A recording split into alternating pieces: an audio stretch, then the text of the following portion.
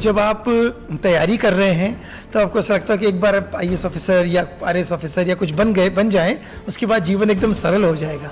ऐसा प्रैक्टिकली होता नहीं है। डेली मिलते थे, डेली एक दूसरे से एक्सचेंज करते थे कि हमने आज क्या पढ़ा है, आज क्या तैयार किया है। तो उस सब का परिणाम है कि हमारी सफलता 3 दोस्तों की 100% है। तीनों दोस्त आईएएस ऑफिसर हैं। देखिए, सब बच्चों को लगता है कि टेबल के उधर से टेबल के इधर तक का जो सफ़र है ये बहुत मुश्किल है, लेकिन टेबल के इधर आ जाने के बाद सफ़र और ज़्यादा मुश्किल हो जाता है। नमस्कार दोस्तों, मैं निखिल देव आज एक ऐसी पर्सनालिटी के साथ हूँ। आईएएस ऑफिसर हैं, लेकिन युवाओं के लिए, देश के लिए, समाज के लिए हमेशा से कार्यरत रहते हैं। कितने भी बिजी शेड्यूल होते हैं, कोई भी व्यक्ति इनसे आके मिलता है तो पूरे दिल से और भावना के साथ में उसका सहयोग करते हैं। इतनी बड़ी पोस्ट पे होने के बाद इस समय युवा और स्पोर्ट्स का कारोबार यानी जो दायित्व है सरकार ने आपको दिया हुआ, जिस विभाग में है नीरज के पवन जी, जो किसी पहचान के मोहताज नहीं है, उनके साथ आज पॉडकास्ट कर रहे हैं। सर, आपका स्वागत है हमारे इस पॉडकास्ट में। सबसे पहले आपको देख के प्रेरणा लेंगे हमारे युवा, जो लोग आईएएस बनना चाहते हैं, कोई अधिकारी या जॉब को लेकर जिन्होंने टारगेट किया है, तो आप अपनी जर्नी के कुछ लम्हे हमारे दर्शकों के साथ शेयर करें। जैसा कि आपने बताया कि मुझे लगभग 22 साल हो चुके हैं। 2003 बैच आईएएस ऑफिसर हूँ मैं, और लगभग 30 साल पहले मैं जयपुर आया था 1995 में। मैंने महाराजास कॉलेज से बीएससी किया, फिर जूलॉजी, बॉटनी एंड साइको के साथ फिर एमएससी किया क्लिनिकल साइकोलॉजी में, और उसके बाद एमफिल पूरा होता, उससे पहले आईएएस 2003 में बन करके मैं चला गया था। तो ये जो 7-8 साल की जर्नी रही, इसमें हम 3 दोस्त थे, और तीनों दोस्तों ने पूरा फोकस केवल और केवल आईएएस पर ही रखा। अपनी ग्रेजुएशन के दिनों में, पीजी के दिनों में या उसके बाद के दिनों में भी लगातार तैयारी आईएएस की ही करते रहे, और ये मानते हुए कि हम एक न एक दिन लक्ष्य हासिल कर लेंगे। उसके लिए हमने अपनी ओर से जो कुछ पूरी तैयारी कोशिश कर सकते थे वो पूरा किया। डेली मिलते थे, डेली एक दूसरे से एक्सचेंज करते थे कि हमने आज क्या पढ़ा है, आज क्या तैयार किया है। तो उस सब का परिणाम है कि हमारी सफलता 3 दोस्तों की 100% है। तीनों दोस्त आईएएस ऑफिसर हैं। 2 एक साथ हुए, मैं और कमल, और सुरेंद्र 2 साल बाद 2005 में हुआ। तीनों दोस्तों के क्या क्या नाम है, अभी कहाँ कहाँ पोस्टेड है? मैं राजस्थान में हूँ, कमल पंजाब में है, और सुरेंद्र यूपी में है, लेकिन अभी दिल्ली में उसका डेपुटेशन हो रखा है। आपसे प्रेरणा मिलती है किस तरीके से? जब आप दृढ़ निश्चय कर लेते हैं तो कोई भी लक्ष्य आपके लिए जो होता है ना, नामुमकिन नहीं होता है। वो एक जीता जागता सबूत है। सर, विभाग में आने के बाद जब हम एज ए स्टूडेंट जब वो कर रहे होते हैं फाइट, उसके बाद जब हम पोस्ट पे आ जाते हैं तो किन किन चीज़ों को फेस करना पड़ता है, जो आप अपना अनुभव शेयर करना चाहेंगे?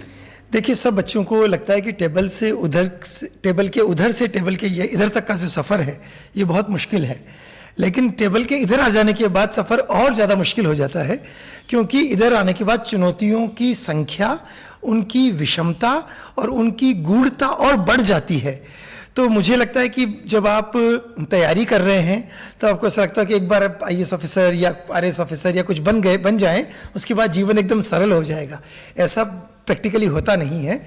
जब आप जिस भी भूमिका में आप हैं, जब तैयारी कर रहे हैं, आपके समक्ष वहाँ की चुनौतियाँ आपको बहुत बड़ी लग सकती हैं, लेकिन जब आप इधर आ जाएंगे तो यहाँ भी चुनौतियों की संख्या, चुनौतियों का जो रूप है वो और ज़्यादा डिफरेंट और बहुत ज़्यादा गूढ़ होने वाला है। मुझे पूरा विश्वास है कि वो सारे बच्चे जो तैयारी कर रहे हैं, उनको कभी कभी ऐसा लग सकता है कि यार इतना क्यों पूछते हैं, इतना क्यों तैयारी करवाते हैं। उसकी वजह यही है कि जब आप किसी पोस्ट पे होंगे तब आपको डेली आपके समक्ष, हर पल आपके समक्ष कोई व्यक्ति या कोई फाइल जो है वो एक प्रश्न है, वो प्रश्न आपके समक्ष रखा हुआ है। उसका समाधान करना, उसका हल निकालना, और उसका ऐसा हल निकालना जो कि सर्वजन हिताय हो, जो कि बहुजन हिताय हो, जिसमें आप किसी को कोई लाभ दे रहे हैं, किसी का कोई ऐसी व्यवस्था कर रहे हैं जिसमें आम जनता का कोई भला हो रहा है। तो वो आप जब किसी पोस्ट पे होंगे तो आपके पास बहुत सारे ऐसे मौके आएंगे जब आप जनता का भला कर सकते हैं। तो उसकी तैयारी के लिए ही वो सब जो आपसे जो सवाल पूछे जाते हैं, जो प्रश्न किए जाते हैं, जो प्रीलिम्स है, जो मेंस है, जो इंटरव्यू है, जिसमें लगता है कि ये तो बहुत मुश्किल सफ़र है, पर वो मुश्किलात ही आपको वो व्यक्ति बनाती हैं, वो अफसर बनाती हैं जो कि समाज के, हमारे राजस्थान के 8 करोड़, इस देश के 140 करोड़ लोगों को संभालने में काम आएंगे। तो पोस्ट मिलने के बाद में जैसा कि सर ने बताया है कि आपके चैलेंजेस और बढ़ जाते हैं, लेकिन वही क्वेश्चन आपके सामने आते हैं जो आपके जीवन में आने वाले हैं जब पोस्ट आपको मिल जाएगी। जी सर, अभी आप स्पोर्ट्स और यूथ का जो आपके पास में जिम्मा है, तो उसको कैसे देखते हैं? स्पोर्ट्स को, राजस्थान के स्पोर्ट्स को बढ़ाने के लिए आपके क्या प्लान है और युवाओं के लिए खास क्या कर रहे हैं? देखिए, माननीय मुख्यमंत्री महोदय का और हमारी सरकार का इस स्पोर्ट्स और यूथ डेवलपमेंट पर बहुत ज़्यादा फोकस है। जैसा कि आपको पता है कि आदरणीय प्रधानमंत्री जी जो 2047 विकसित भारत का सपना देख रहे हैं, उसी के तहत विकसित राजस्थान के सपने को साकार करने के लिए हमारे मुख्यमंत्री महोदय ने हमें, हमारे विभाग को कई बार निर्देशित किया है कि युवाओं को खेलों से जोड़ा जाए। हमारा यूथ जो कि विभिन्न विधाओं में पारंगत है, वो खेलों से भी जुड़ के आगे चले। स्पोर्ट्स एक्टिविटीज़ गांव-गांव में हो, हमारा युवा सरकार की विभिन्न योजनाओं के साथ जुड़े, जो मेडल्स ला सकते हैं राष्ट्रीय अंतर्राष्ट्रीय स्तर पर, उनको हमारा विभाग सपोर्ट करे।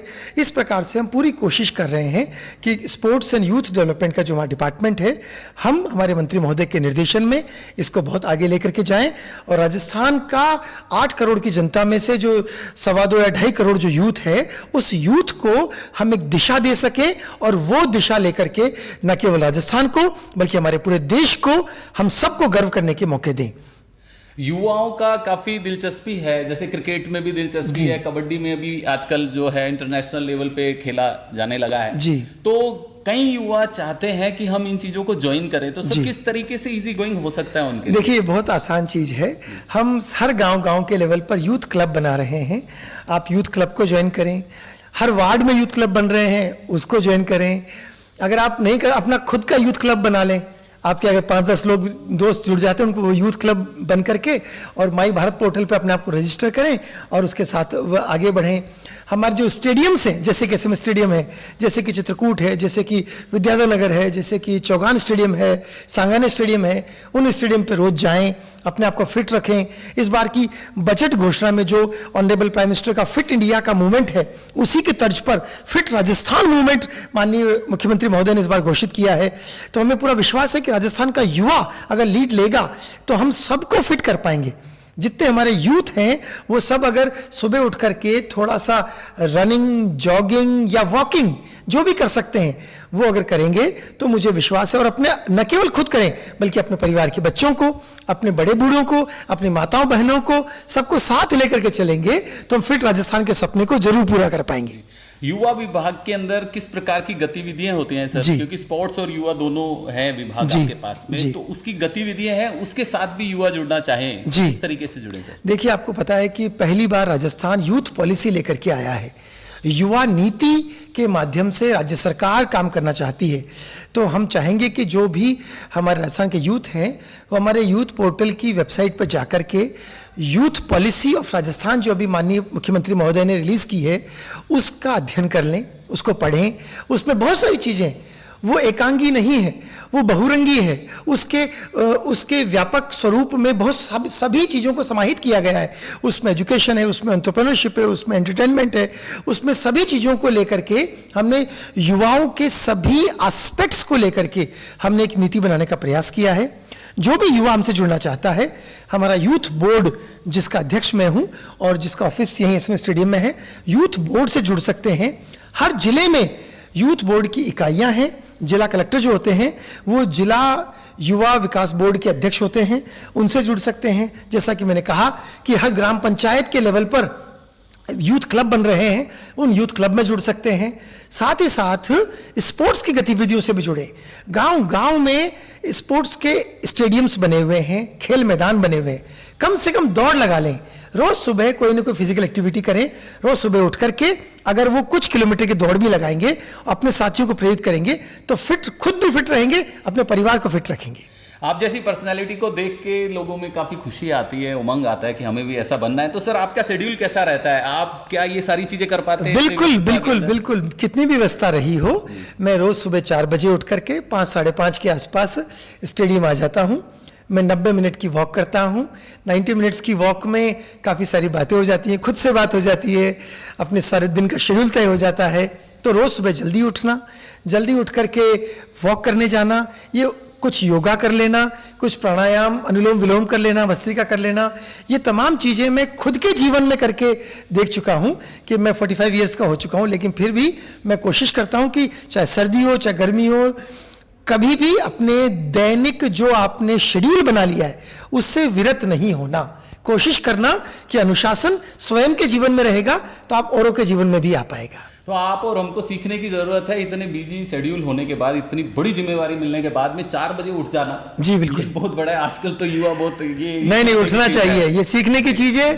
मैं सबसे कहूंगा कि सुबह जल्दी उठें। जी, तो अगर किसी चीज को पाना है तो ये सब करना होगा। सर ने इस पोस्ट पे आने के बाद भी वो कंटिन्यू कर रहे हैं। आई होप इससे पहले भी आप ऐसे ही शेड्यूल? ऐसा ही था, मैं पिछले मैं 30 साल से ऐसा ही शेड्यूल मेंटेन कर रहा हूँ। तो ये है सफलता को पाने के मंत्र हैं सर जो हमें दे रहे हैं। और आपकी हॉबीज क्या हैं सर? जैसे मैं ज्यादातर मैं अगर देखता हूँ तो आप एंटरटेनमेंट में भी काफी दिलचस्पी लेते हैं, सिंगिंग या डांसिंग या एक्टिंग। मुझे बैडमिंटन का शौक है खेलने का, और चूंकि हम उत्सव धर्मी हमारा देश है और हम उत्साह उमंग उल्लास और उत्सव के को हमेशा कोई ना कोई मौके क्षण तलाशते रहते हैं। तो जीवन में जब कभी भी ऐसा मौका लगे आपको खुश होना चाहिए, खुशी बांटनी चाहिए।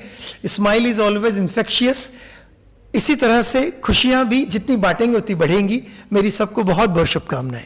सर एक खास चीज और है, राजस्थानी सिनेमा की भी कई बार हम लोग बात करते हैं, कई लोगों से चर्चाएं होती हैं, अपना युवा बोर्ड के माध्यम से कल्चरल एक्टिविटी की जाती हैं। तो राजस्थानी सिनेमा को क्यों ना इन चीजों के साथ इन्वॉल्व कर दिया जाए, ताकि अपना जो युवा है, युवा वही कल्चरल एक्टिविटी के लिए इंटरनेशनल भी जाता है यहाँ से यूथ बोर्ड से।